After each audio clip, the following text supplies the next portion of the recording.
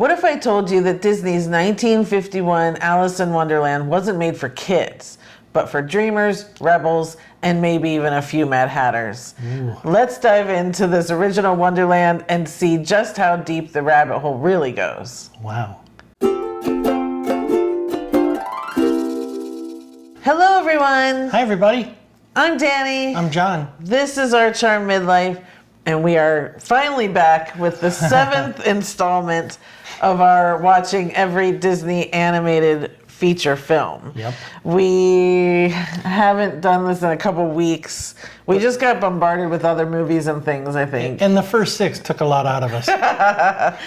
Cinderella was good. I liked Cinderella. Yeah. We dove down the rabbit hole and watched the original Alice in Wonderland from 1951. We did. It's an hour and 15 minutes long. And here's a weird write-up that was on IMDb. So it just says, Alice stumbles into the world of Wonderland. Will she get home? Not if the Queen of Hearts has her way. So that's it. Well, that doesn't tell you anything. No, it doesn't. This is based on Lewis Carroll's books, and this animated feature is actually both of them combined. Alice in Wonderland, and then Alice like Through the Looking Glass. So those two, where the Tim Burton live actions, he did one movie for each book. Okay. Walt Disney had a long time obsession trying to get this made, and they actually spent like 7 or 8 years on it because they had to kind of keep stopping and I guess things like that. And again, he did not have a lot of success with his movies in the beginning, and this one was another flop. Guess when it really kind of picked up culturally? Oh boy. I don't know. Well, some psychedelics helped. Oh, that'll do it. So the 70s, it became kind of this pop culture thing when everyone was doing psychedelics and wanted to watch this animated movie, which I get. I get it too. I think you'd freak out with all the things talking to you. I was just thinking, would that have helped the other one, the first 6 that we watched? Maybe some, but certainly not Dumbo. Yeah. And then the voices that you kind of know, well, you don't. Catherine Beaumont played Alice. I just need to mention her because she's the lead. Okay. And Edwin, we all know and love Edwin as the Mad Hatter. That's all about it. Start at the beginning. Yeah. And when you come to the end, stop. And they both, so back then they actually also brought, so today we'll see the recordings when the stars come in and they do their recordings. Back then they actually kind of acted it all out. Oh, okay. And they would film them like acting the parts out. Wow. And so I guess there's this thing where Edwin came in and he's like playing around on the Mad Hatter set or whatever, and he was ad-libbing and just ad-libbing a ton of stuff. And Walt Disney came in and saw it and he was like, we're using all these lines that he's doing. And the film guys, the sound guys especially, were like, there's too much noise. Like, we can't do this. And he was like, that sounds like a you problem. Yep, figure it out. And walked away. And the sound guys had to come up with ways of getting rid of all the backgrounds and using his ad-libbing. So was that filmed in a way that we can somehow see that? I don't know if the films. In their archives, there's probably a bunch of stuff left. Yeah, but that would be, I don't know. I would pay money to watch Edwin riff in the booth. Yeah, absolutely. Mary Blair was another colorist on this one, but it also feels like it's a completely different style from Cinderella. This movie felt completely different all the way around to me. Absolutely. But yeah, I have the visuals. But you can tell the colors, and it's just such a different palette, and I think that shows just how she was able to really see colors and what matched what. Everybody makes a big deal about Fantasia and the colors, and there are some very colorful scenes, but I thought the colors, the vividness, and the different shade, the whole gamut, the spectrum that was used, I thought that was arguably better. In Alice in Wonderland? In Alice in Wonderland. Yeah, because I feel like they were given, they had so much fun with this. Just the different flowers and turning those flowers into people. And once you see that, you can't unsee it. Like, now I'm going to look at every flower as a person,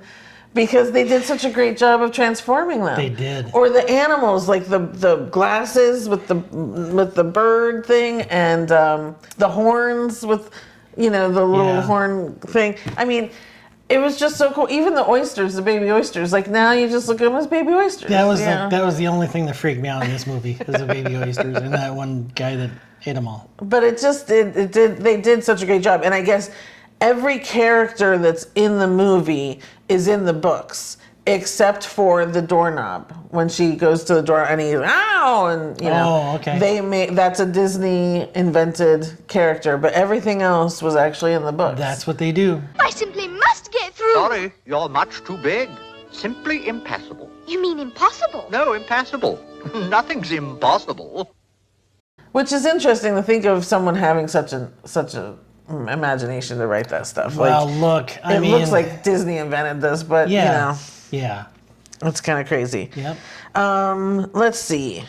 So, I guess let's get back to the point of the movie, right? So Alice, this is set in England. Alice is a young girl. She's getting tutored, and she starts to talk about how, bored she is, and if she had her own world, it would be nonsense all over the place, and nothing would really work together and all Makes that sense. sort of stuff. And then she sees the white rabbit running by, who's late for a very important date. Yeah. And she follows him down the rabbit hole, and ends up in Wonderland, and just kind of, it feels a lot to me like Wizard of Oz. Yeah, It's very much like, now you're in this other world, here are all these other people, not really helping Alice. These people don't help Alice get home. They don't. Well, they no. aren't very friendly. No. But it's that same sort of vibe of just, going through and then deciding, okay, now I want to get home. And it took me till about 3/4 of the way through to think, oh, this is a dream of hers she's having. I didn't realize that. And I didn't know the story until we watched this the other day. Yeah, and I actually remembered watching this, which is different than most of everything. But yeah, I mean, I think you kind of have to give it that. But then you go, I love the frivolity. I loved Foolishness. the foolishness for a bit, just like Alice, and then you get sick of it. Did you have a favorite character that she runs into? I mean, the Mad Hatter. Me too. But I like Edwin, and I don't know how much of that was just the Mad Hatter and him on screen and what he was doing, or how much it was, oh, there's Edwin, and I just love the guy, and I love both of I love the whole scene and how crazy they are, and repeating themselves, and the unbirthday celebration, and I love the little mouse that comes out and twinkle twinkle little bat, the little drunk mouse. Yeah, and it's just, I love that whole scene. It just feels so fun and funny to me, and not as crazy as I think they wanted it to be. It felt light. It didn't feel, there was no darkness or heaviness about it. It just felt like this light little scene. Right. Whereas, where the caterpillar's a little dark, Cheshire Cat's a little dark, Tweedledee and Tweedledum are homicidal. Yeah. But yeah, I think I actually love the caterpillar. I don't know why. I love that scene. I love the way he talks and correctically, and the little word, and throughout the whole movie, I love the little words that are twisted and kind of made up, but Sure. we recognize them and that sort of thing. Just the smartness of that. Felt a little Cleverness. Wonka-ish. Yes, it does. Yeah. The Queen of Hearts is terrifying. Oh, there he is again. I warn you, child. If I lose my temper, you lose your head. Understand? Yeah. Narcissistic. Dictator. I mean, I don't know how Just else to label her. The biggest mouth in the world. She's Wow. just so scary. Yeah. So but there's so many little things that you can pick up on, and I really do love the flower scene too, and I love the little song that they sing, and Sure.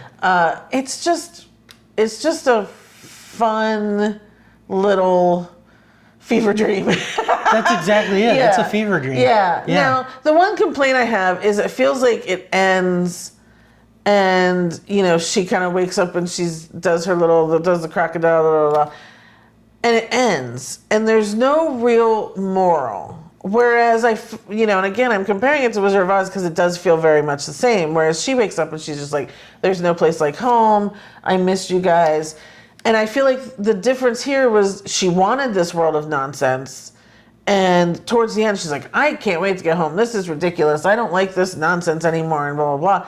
And I feel like the moral here to me feels like adults telling kids, stop dreaming, stop wanting nonsense. Like, if this is what you really want, I'll give it to you, and you'll see how annoying it is. Yeah, that's what I got out of it. Yeah, that's exactly it. I don't know. I hate for that to be the moral of it, but I feel like there's a little bit of that kind of in your face, Well, it's unspoken, but I think the moral could very well be there is no place like home. Because when she got home, she was very relieved and. Well, it's just we went through this visual trip. There should be a reason. I feel like there needs to be a little bit more of a payoff at the end for putting me through all of that. So I understand your point. Yeah. So you had never watched this before. I had not. Nope. Because you also haven't watched the live actions. Correct. So were you at all familiar with, we've gone through and seen Queen of Hearts stuff and, at the parks you see these things. Yeah, because of being at the parks and just general public knowledge, right? Yeah. I knew, I think, all of the characters. I knew of the characters.